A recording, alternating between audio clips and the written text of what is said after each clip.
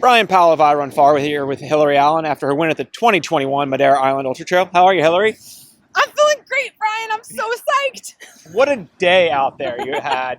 You went out in the lead and you stuck it all day. Yeah. Like, I don't normally think of you like just trying to go out there off the front and Nope. send it, but you No. did. What happened early on? Was that intentional or just kind of happened? You know, honestly, going into this, that was not my strategy. Normally, that's not my strategy. Mhm. And this race is actually kind of perfect for easing into it because it's tough first Mhm. race. So if you put yourself in position, you can like move up the field.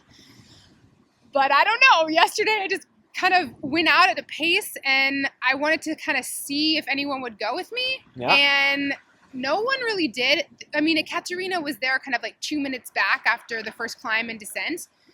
And then after like the second climb, I have put more of a gap and my gap kind of increased all day.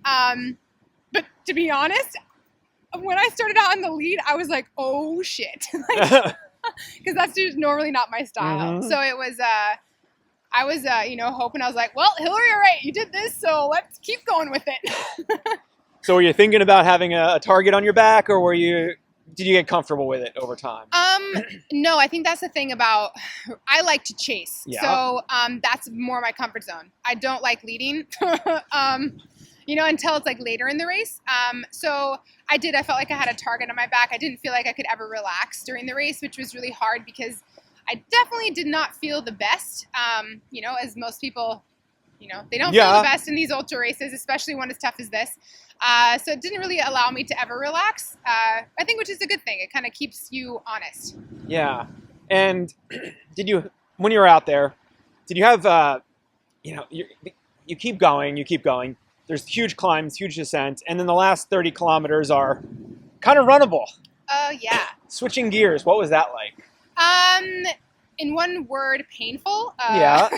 But, I was kind of prepared for it. It feels, it's a really huge mental challenge just because, I was feeling really strong on every climb. The descents were getting very painful. I was cramping, just because they're so unrelenting.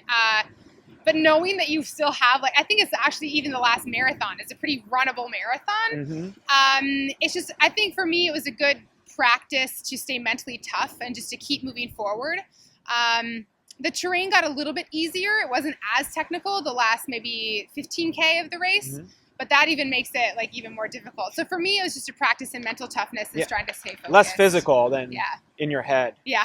Do you have any tips for that? Any thoughts on staying mentally engaged? Yeah, so actually, this is something that I was working. So, I'm pretty open about it. I see a sports psychologist, and I think the mental aspect of running is huge. And especially for me, coming back from all of these injuries, I had to work a lot on mental toughness and resilience. And so for me, it's really trying to stay in the moment, not getting too far ahead. Because if I think too far ahead, even, at that point in the race, 3 miles felt like an eternity. So really trying to stay focused and present in where I was at that moment, what I could do to take care of myself and to feel the best right then. It's the ultimate practice in being mindfulness and being in the present moment. Yeah. And that's what I love so much about running. And that helped me to kind of take my mind off of the pain if I could figure out ways to appreciate where I was in that current moment. Did you have a time during the race that was particularly challenging, whether it's physical or mental?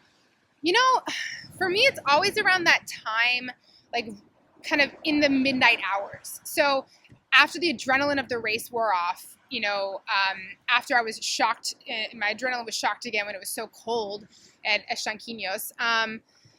But it was kind of right before sunrise. My stomach wasn't really behaving. I just felt really kind of low in energy. And then just thinking oh my gosh, I still have more than half of the race to go. So again, that's that practice and okay, what can I do now to stay focused in this present moment? And then, focusing on the climb. So I'd say before going into Corral, I had a pretty low moment. And then, after Chao de Lagoa, that one was pretty tough too, because then you just have a bunch of downhill and the legs are hurting pretty bad at that point. Yeah. It must have felt good. I know you at the finish line, you were talking about your last good race before your big accident was here on Madeira. And then to come back and does it feel like maybe you've bridged a gap or a, You know, or what does it feel like? yeah, so it's really cool to kind of bookend this, like, you know, running pre-accident and after. And I remember running the Sky Marathon here. It's a 55-kilometer race, really technical, really steep. But knowing that there was the Madeira Island Ultra-Trail and thinking, oh, I'm never going to run something that long or that hard. And after something, you know, that I never thought that I would run again after this accident, and then being able to step on a start line and then have a great performance, it just feels really special. And all the hard work and the tears and the suffering, it's kind of like worth it to, you know, never give up on myself. Yeah.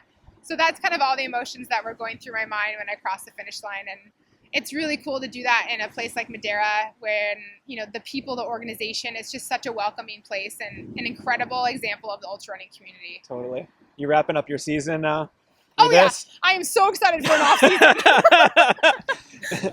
Truth. Yes, yes. I'm excited to go back to Colorado. Hopefully there's snow. Let's do some skiing. All right. Well, congratulations on your great race, and see you next season. Thank you so much.